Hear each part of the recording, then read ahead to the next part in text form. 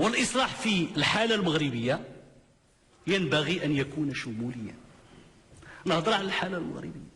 علاش كنقول الحالة المغربية؟ لأن الحالة المغربية اجتمعت فيها كل الشروط للإصلاح، وهذه الحكومة ما بغاتش تصلح.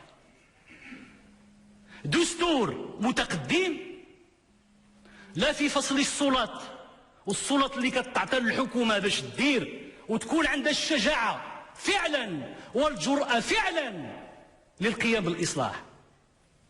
استقرار سياسي واجتماعي. الاستقرار.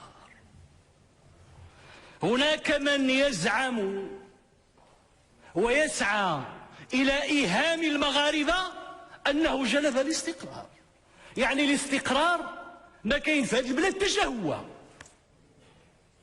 وأنا أقول الاستقرار عم الوطن والأمة منذ قرون، إلا في حالة الحرب ضد العدوان الأجنبي وضد الغزوات الاستعمارية.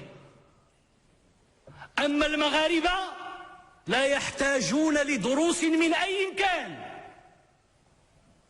المغاربة قدموا تضحيات في سنوات الرصاص وتجنبوا الفتنة لأنهم ينبذون العنف. العنف مستورد أو البعض يريد استيراده. العنف دخيل على ثقافتنا، وبالتالي فالاستقرار المغاربة قادين بحضارتهم بثقافتهم بأصولهم يحصنوه ويحميوه، وللبيت بول يحميه، وما محتاجينش لشي حد في هذا الباب.